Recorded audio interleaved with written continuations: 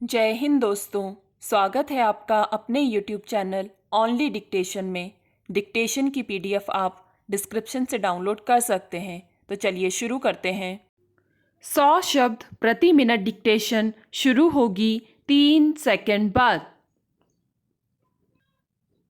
महोदय, यह बड़े गौरव और प्रसन्नता की बात है कि हिंदुस्तान में 10वां विश्व हिंदी सम्मेलन का आयोजन किया गया था, जिसमें लगभग 40 देशों के प्रतिनिधियों ने हिस्सा लिया था। मैं इस संबंध में कहना चाहता हूँ कि इन प्रतिनिधियों में से कई प्रतिनिधि तो उन देशों से इतर के थे जहां पर हिंदी बोली और समझी जाती है।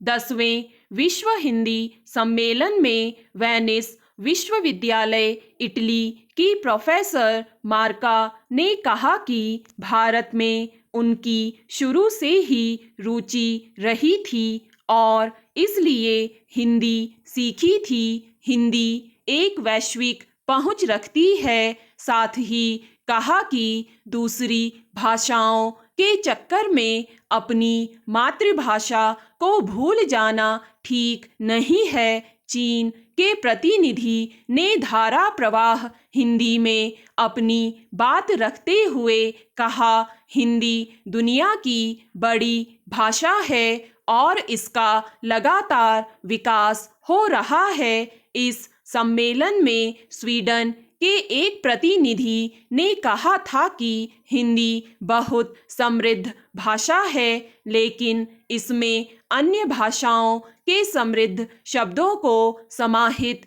करके और समृद्ध बनाना चाहिए। इस सम्मेलन में पोलैंड वारसा विश्वविद्यालय के एक प्रोफेसर ने प्रधानमंत्री द्वारा कही गई बातों को दोहराते हुए अपनी सहमति व्यक्त की थी कि हिंदी भाषा के अंदर दूसरी भाषाओं के उपयोगी शब्दों को समाहित करना चाहिए।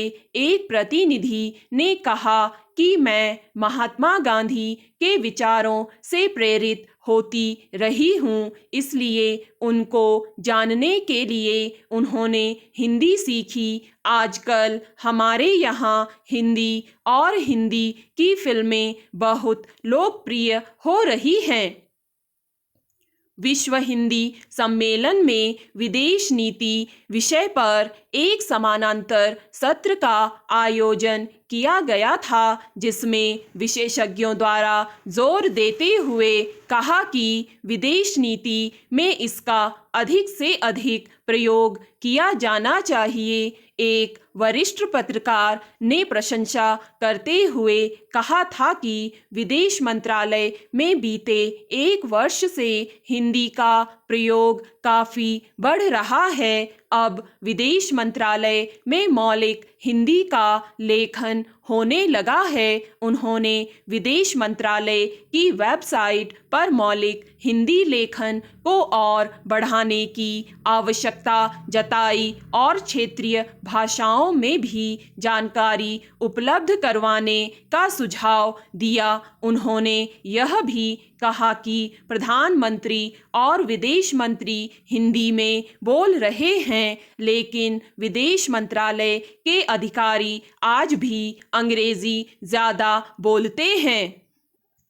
अध्यक्ष महोदय, मैं सिंचाई विभाग से संबंधित प्रश्न उठाना चाहता हूँ। महोदय, मेरा पहला प्रश्न यह है कि मेरे विधानसभा विकास खंड के अंतर्गत 2 स्टॉप डैम कई वर्ष पहले बनाए गए थे। उनमें से एक स्टॉप डैम में पानी रोकने के लिए गेट नहीं लगे हैं। गेट के अभाव में पानी एकत्र नहीं हो पा रहा है। यदि पहले से तालाब में गेट लगे होते तो पानी इकट्ठा हो जाता और किसानों को सही वक्त पर सिंचाई के लिए पानी मिल जाता। महोदय, फसल सींचने के लिए पानी की जरूरत होती है। पानी नहीं मिलने के कारण उपज अच्छी नहीं हो पा रही है और किसान को प्रकृति पर निर्भर रहना पड़ता है। अतः मेरा अनुरोध है कि स्टॉप डैम बनाते समय ही गेट लगा दिए जाएं तो किसानों को इस समस्या से निजात मिल जाती और किसानों को इस समस्या का सामना नहीं करना पड़ेगा। स्टॉप डैम में गेट लगने से शासन का जो मूल उद्देश्य है उसका पूरा लाभ किसानों को मिल सकेगा। उद्देश्य की भावना के अनुसार काम न होने से किसानों को लाभ नहीं मिल रहा है।